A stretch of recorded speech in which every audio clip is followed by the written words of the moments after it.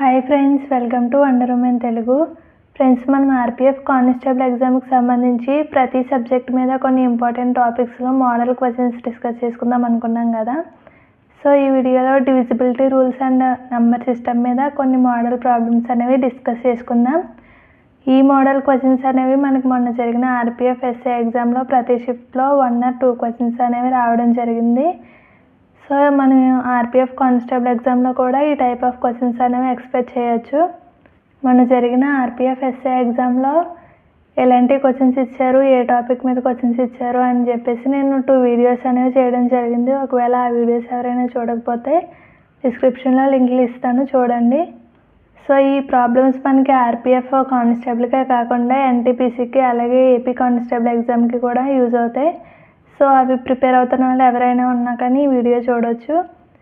So వీడియోని మాత్రం అందరూ చివరి వరకు చూడండి. చాలామంది వీడియోని చివరి వరకు చూడట్లేదు, చూడకుండానే నేను వీడియోలో చెప్పిన కొన్ని పాయింట్స్ని మళ్ళీ కామెంట్స్ పెట్టి డౌట్స్ రూపంలో అడుగుతున్నారు. సో అలా ఎవరు చేయకుండా వీడియోని అయితే అందరూ చివరి వరకు చూడండి. అలాగే మనం కొత్తగా టెలిగ్రామ్ గ్రూప్ అనేది క్రియేట్ చేయడం జరిగింది. అందులో మనం ఇప్పటివరకు కండక్ట్ చేసుకున్న మినీ మాక్ టెస్ట్లు అలాగే కొన్ని ఇంపార్టెంట్ క్వశ్చన్స్ పీడిఎఫ్స్ని సెండ్ చేస్తాను. సో మీరు టెలిగ్రామ్ గ్రూప్లో జాయిన్ అయ్యి అవి డౌన్లోడ్ చేసుకోవచ్చు. సో ఇంకా టాపిక్లోకి వెళ్దాం. ఈ వీడియోలో అర్థమెటిక్స్ సంబంధించిన divisibility rules and number system నుండి కొన్ని ఇంపార్టెంట్ మోడల్ క్వశ్చన్స్ అనేవి చూద్దాం. చూడండి ఫ్రెండ్స్, ఈ మోడల్ క్వశ్చన్సే మనకి మొన్న ఆర్పిఎఫ్ ఎస్ఏ ఎగ్జామ్లో అలాగే ప్రీవియస్ పేపర్స్లో కూడా క్వశ్చన్స్ అనేవి ఈ టాపిక్స్ మీద రావడం జరిగింది. మనకి ఆర్పిఎఫ్ కానిస్టేబుల్ ఎగ్జామ్కి అనేది ఎక్కువ టైం అయితే లేదు, మేబీ నెక్స్ట్ మంతే ఉండొచ్చు. సో మనం బాగా ఇంపార్టెంట్ ఏ టాపిక్స్ ఉన్నాయో నేను కొన్ని క్వశ్చన్స్ అనేవి చెప్తాను. అయితే ఈ మోడల్ క్వశ్చన్స్ అనేవి మీరు ఇంకా ప్రిపేర్ అవ్వాలి, లేదు నువ్వు చెప్పిన మోడల్స్ మాత్రమే ప్రిపేర్ అవుతాం అక్క అంటే కాదు. ఈ మోడల్స్కి సంబంధించిన ఇంకా కొన్ని క్వశ్చన్స్ అనేవి మీరు ప్రాక్టీస్ చేస్తే మీకు ఎగ్జామ్లో అనేది బాగుంటుంది. నేను చెప్పిన ఈ కొన్ని ప్రాబ్లమ్సే మీరు ప్రిపేర్ అయితే మాత్రం అవ్వదు కదా. మనం రోజు నా వీడియో అనేది ఒక 10 to 15 minutes ఉంటుంది అంతే. మీరు రోజు మొత్తం ఖాళీగానే ఉంటారు కదా, ఆ రోజులో మొత్తం నేను చెప్పిన టాపిక్స్కి సంబంధించి మీరు చదువుకోండి. అలా అయితే మాత్రం మీకు బాగా యూజ్ అవుతుంది. సో ఫస్ట్ ప్రాబ్లం చూద్దాం. Which of the following number is divisible by 9? చూడండి, ఇది డివిజిబిలిటీ రూల్స్ నుండి వచ్చిన ప్రాబ్లం. ఈ మోడల్ ప్రాబ్లమ్స్ మనకి మొన్న జరిగిన ఆర్పిఎఫ్ ఎగ్జామ్లో అన్ని షిఫ్ట్లలో కూడా ఒక క్వశ్చన్ లేదా 2 క్వశ్చన్స్ అనేవి రావడం జరిగింది. సో డివిజిబిలిటీ రూల్స్ అనేవి చాలా ఇంపార్టెంట్. ఈ టాపిక్ మొత్తం కూడా మీరు ప్రిపేర్ అవ్వండి. మీరు 1 to 20 నెంబర్స్ వరకు డివిజిబిలిటీ రూల్స్ అనేవి నేర్చుకోవాలి. మనకి బాగా ఎగ్జామ్లో 9 కోసం అలాగే 11 కోసం 13, 17 ఇవి ఉంటాయి కదా, ఇలాంటి నెంబర్స్ కోసం అయితే ఎక్కువ అడుగుతారు. ఫస్ట్ నుండి 20 డివిజిబిలిటీ రూల్స్ అనేవి, నెంబర్స్ యొక్క డివిజిబిలిటీ రూల్స్ అనేవి మీరు నేర్చుకున్నారంటే ఏ క్వశ్చన్ ఎగ్జామ్లో ఎలా ఇచ్చినా సరే మీరు చేయగలుగుతారు. సో చూడండి, ఇక్కడ 9కి సంబంధించిన డివిజిబిలిటీ రూల్కి సంబంధించి క్వశ్చన్ అనేది ఇవ్వడం జరిగింది. మనకి ఇచ్చిన ఈ నెంబర్స్ అన్నిటిలో ఏ నెంబర్లో అయితే 9 డివిజిబుల్ అవుతుంది అని చెప్పేసి అడుగుతున్నారు. మనకి ఇచ్చిన నెంబర్లో ఇప్పుడు ఫర్ ఎగ్జాంపుల్ ఆప్షన్ ఏ తీసుకున్నాం. ఈ నెంబర్లో మనకి 9తో దీన్ని డివైడ్ చేస్తే మనకి రిమైండర్ అనేది 0 రావాలన్నమాట. అలా వస్తే మనకి ఈ నెంబర్ అనేది 9తో డివిజిబుల్ అవుతున్నట్టు. కానీ ఇక్కడ ఇచ్చిన 4 ఆప్షన్స్లో కూడా ఏదో ఒకటి మాత్రమే 9తో డివిజిబుల్ అవుతుంది. సో మనం ఏం చేయాలి, ఇప్పుడు దీనికి ఆన్సర్ చేయాలంటే ఈ 4 ఆప్షన్స్ని కూడా చెక్ చేయాలి ఏది 9తో డివిజిబుల్ అవుతుంది అని. సో అలా చేస్తే చాలా పెద్ద ప్రాసెస్ అవుతుంది. కాబట్టి మనకి కొన్ని షార్ట్ కట్స్ అనేవి ఉన్నాయి, వాటినే మనం డివిజిబిలిటీ రూల్స్ అని అంటాం. సో 9 డివిజిబిలిటీ రూల్ ఏంటంటే మనకి 9 డివిజిబిలిటీ రూల్ అలాగే 3 డివిజిబిలిటీ రూల్స్ ఒకేలా ఉంటాయి అన్నమాట. ఎలా అంటే మనకి ఎంత పెద్ద నెంబర్ అయినా ఇవ్వనివ్వండి, ఇచ్చిన డిజిట్స్ అన్నీ కూడా యాడ్ చేసి ఒక నెంబర్ వస్తుంది కదా, ఆ నెంబరు ఒకవేళ 9తో డివైడ్ అవుతుంది అంటే ఆ నెంబర్ మొత్తం కూడా 9తో డివిజిబుల్ అవుతున్నట్టు అన్నమాట. 3 డివిజిబిలిటీ రూల్ కూడా అలాగే ఉంటుంది. సో ఆప్షన్ ఏ చెక్ చేద్దాం. ఫస్ట్ 1 + 3 అంటే 4 కదా, 4 + 2 6, 6 + 4 10, 19. సో 19 అనేది మనకి 9తో డివిజిబుల్ అవుతుందా, అవ్వదు కదా. అంటే 9 టేబుల్లో 19 అనేది ఉండదు. సో ఇది కాదు. సో ఇది చూద్దాం. 5 + 5 10 13 13 + 9 22 22 + 8 30 36 వస్తుంది. చూడండి 9 టేబుల్లో మనకి 36 ఉంది కదా, కాబట్టి ఇది డివిజిబుల్ అవుతుంది అని చెప్పేసి మనం ఆన్సర్ పెట్టవచ్చు. అలాగే ఈ 2 ఆప్షన్స్ కూడా చెక్ చేయండి. ఈ 2 ఆప్షన్స్ కూడా 9తో డివిజిబుల్ అవుదన్నమాట. మనకు ఆల్రెడీ ఆన్సర్ వచ్చేసింది కాబట్టి మనం ఇదే పెట్టేయచ్చు. సో 3 డివిజిబిలిటీ రూల్ కూడా సేమ్ ఇలాగే ఉంటుంది. మనకి ఇచ్చిన ఆప్షన్స్లో నెంబర్స్ అన్నీ కూడా ఎంత పెద్ద నెంబర్ ఇచ్చినా నెంబర్స్ అన్నీ యాడ్ చేసి ఇలా ఒక నెంబర్ వచ్చినప్పుడు ఆ నెంబర్ కనుక 3 టేబుల్లో అనేది ఉంటే మనకి అది డివిజిబుల్ అవుతున్నట్టు. అలాగే నెక్స్ట్ ప్రాబ్లం చూద్దాం. The sum of first 30 natural numbers is, అంటే తెలుగులో మొదటి నుండి 30 సహజ సంఖ్యల మొత్తం ఎంత అని చెప్పేసి అడుగుతున్నారు. ఇలాంటి టైప్ ఆఫ్ ప్రాబ్లమ్స్ కూడా మనకి ఎగ్జామ్లో రావడం జరుగుతుంది. వీటికి సంబంధించి మనకి ఫార్ములాస్ అయితే ఉంటాయి ఫ్రెండ్స్, వాటిని ఖచ్చితంగా మనం గుర్తుపెట్టుకోవాలి. The sum of first 30 natural numbers, అంటే న్యాచురల్ నెంబర్స్ యొక్క మనకి ఫార్ములా ఏంటంటే n × n+1/2. నెంబర్ సిస్టంలో మనకి న్యాచురల్ నెంబర్స్ ఉంటాయి, ఈవెన్ నెంబర్స్ ఉంటాయి, ఆడ్ నెంబర్స్ ఉంటాయి, ప్రైమ్ నెంబర్స్ ఉంటాయి. ఇలా ప్రతిదానికి కూడా మనకి ఫార్ములా ఉంటుంది. ఆ ఫార్ములాని బేస్ చేసుకుని మనం ఇవి చేయాలన్నమాట. ఫార్ములా లేకుండా కూడా ఇలాంటి ప్రాబ్లమ్స్ని ఒక ట్రిక్తో అనేది మనం సాల్వ్ చేయొచ్చు. సో ముందు ఫార్ములాతో చేసి తర్వాత మనం ఆ ట్రిక్ ఏంటి అనేది చూద్దాం. చూడండి, ఇక్కడ n ప్లేస్లో మనం 30 వేయాలన్నమాట. అంటే 30 × 30 + 1/2 30 × 31/2. అంటే ఈ 2 ఈ 30లో 15 టైమ్స్ పోతుంది. 15 31s ఎంత? దీనికి ఆన్సర్ వచ్చేసి మనకి 465 అనేది వచ్చింది, ఆప్షన్ ఏ. ఒకవేళ మనకి ఈ ఫార్ములా గుర్తు లేకపోతే ఎలా చేయొచ్చు అంటే, మనకి యాక్చువల్గా న్యాచురల్ నెంబర్స్ అంటే ఏంటి, న్యాచురల్ నెంబర్స్ ఎప్పుడు మనకి 1తో స్టార్ట్ అవుతాయి కదా. సో మనం ఫస్ట్ నుండి 30 వరకు న్యాచురల్ నెంబర్స్ యొక్క సమ్ చేయాలి కాబట్టి 1 + 2 + 3 అండ్ సో ఆన్ 30. సో ఇవన్నీ మనకి ప్లస్ చేస్తే ఆన్సర్ ఎంత వస్తుంది అని చెప్పేసి అడుగుతున్నారు. సో ఇప్పుడు మనం ట్రిక్ ఏం చేయొచ్చు అంటే, ఫస్ట్ నెంబర్ అంటే 1 కదా, ప్లస్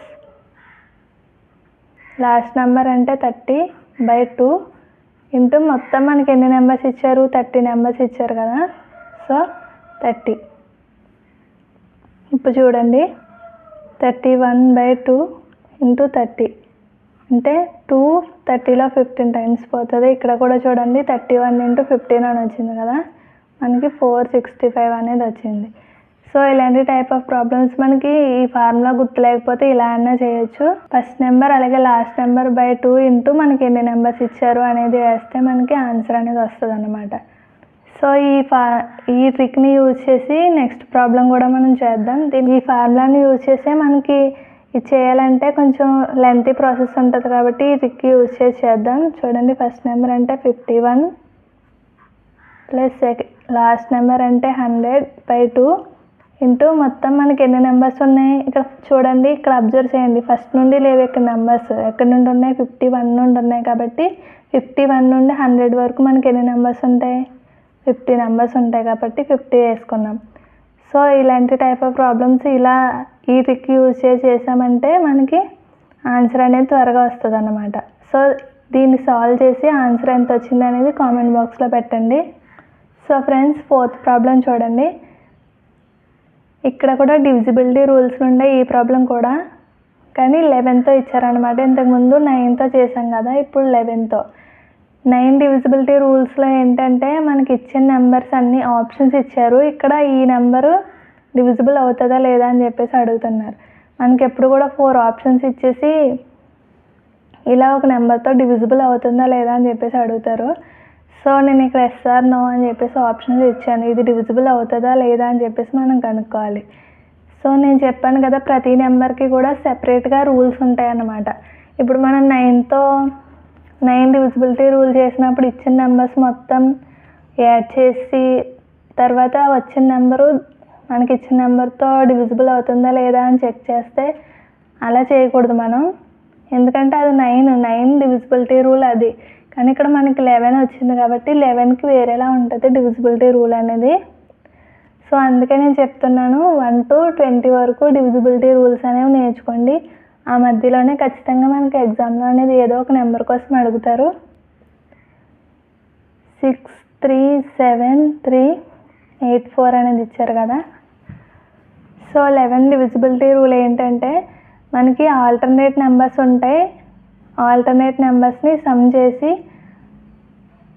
ఒకసారి నేను చేస్తున్నాను చూడండి. ఇక్కడ 4 ఉంది కదా, ఈ నెంబర్ అలాగే ఆల్టర్నేట్గా 3 ఉంది, అలాగే ఈ 3 నెంబర్స్ని మనం సమ్ చేసి వేసుకుంటాం. అలాగే ఈ 3 నెంబర్స్ ఉన్నాయి కదా మనం ఏవైతే వదిలేసామో ఆ 3 నెంబర్స్ని కూడా మనం సమ్ చేసి ఏదైతే పెద్ద నెంబర్ ఉందో దానిలో నుండి చిన్న నెంబర్ తీసేయాలన్నమాట. అలా తీసేస్తే మనకి 0 కానీ లేదా 11 మల్టిపుల్ ఏదైనా వచ్చిందంటే అది మనకి 11తో డివిజిబుల్ అవుతున్నట్టు. ఒకవేళ 0 కానీ 11 మల్టిపుల్ కానీ రాకపోతే ఆ నెంబర్ అనేది మనకి 11తో డివిజిబుల్ అవ్వదు అన్నమాట. సో చూడండి, 4, 7, 4 + 3 7, 7 + 3 10. సో ఇవి చూడండి 8, 7, 6. వీటిని సమ్ చేయాలి ఇప్పుడు. 8 + 7 ఎంత? 15. 15 + 6 ఎంత? 21. సో ఇక్కడ పెద్ద నెంబర్లో చిన్న నెంబర్ తీసేస్తే మనకి ఎంత వచ్చింది? 11 అనేది వచ్చింది. ఈ 11 అనేది మనకి 11 మల్టిపులే కదా. సో మనకి ఇలా మనకి ఇచ్చే నెంబర్తో ఇలా ఆల్టర్నేట్గా నెంబర్స్ని సమ్ చేసి మనకు వచ్చిన పెద్ద నెంబర్లో చిన్న నెంబర్ తీసేసినప్పుడు మనకి ఏదైతే ఒక ఆన్సర్ అనేది వస్తుందో అది 0 అయినా అయి ఉండాలి, లేదంటే 11 మల్టిపుల్ అయినా అయి ఉండాలి. అంటే 11 మల్టిపుల్ అంటే ఏంటి? అయితే 11 లేదా 22 కానీ 33 కానీ 44 కానీ ఇలా 11 మల్టిపుల్ ఏది వచ్చినా సరే మనకి ఇచ్చిన నెంబర్ అనేది 11తో మల్టిపుల్ అవుతున్నట్టు అన్నమాట. సో ఇచ్చిన నెంబర్ మనకి 11తో డివిజిబుల్ అవుతుందా లేదా అని చెప్పేసి అడిగితే 11 వచ్చింది కాబట్టి ఆన్సర్ డివిజిబుల్ అవుతుంది. సో నెక్స్ట్ క్వశ్చన్ చూడండి. ఈ టైప్ ఆఫ్ ప్రాబ్లమ్స్ కూడా అడిగే అవకాశం ఉంది. Which of the following greatest number?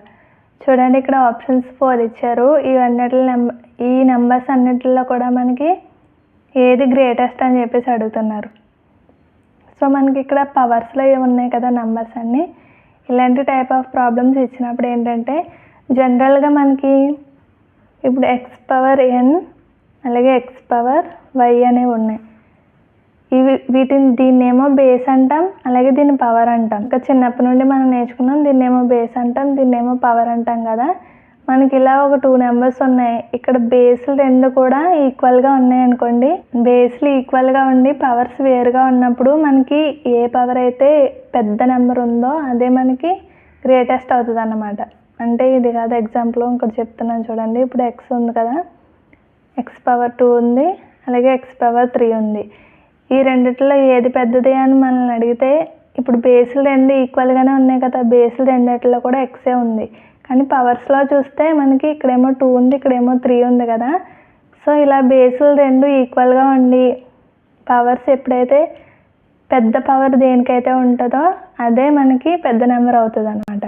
అలా కాకుండా చూడండి, 5⁴x ఉంది, అలాగే 6⁴x ఉంది. ఇప్పుడు చూడండి, ఇక్కడ బేస్లు అనేవి డిఫరెంట్గా ఉన్నాయి, పవర్స్ అనేవి ఈక్వల్గా ఉన్నాయి. ఇలాంటి టైంలో ఏంటంటే బేస్ ఏదైతే పెద్దగా ఉంటుందో అదే మనకి గ్రేటెస్ట్ నెంబర్ అవుతుంది. సో అర్థమైంది కదా ఫ్రెండ్స్. ఈ లాజిక్ని యూజ్ చేసుకుని ఈ ప్రాబ్లం అనేది సాల్వ్ చేద్దాం. ఇప్పుడు చూడండి, ఇక్కడ మనకి ఇవన్నీ బేస్లు చూసుకుంటే డిఫరెంట్గా ఉన్నాయి, అలాగే పవర్స్ కూడా వేరుగా ఉన్నాయి.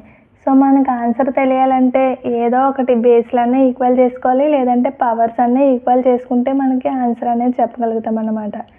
కానీ ఇక్కడ మనం బేస్లను అయితే ఈక్వల్ చేయలేము, కానీ పవర్స్ని అయితే ఈక్వల్ చేయగలుగుతాం.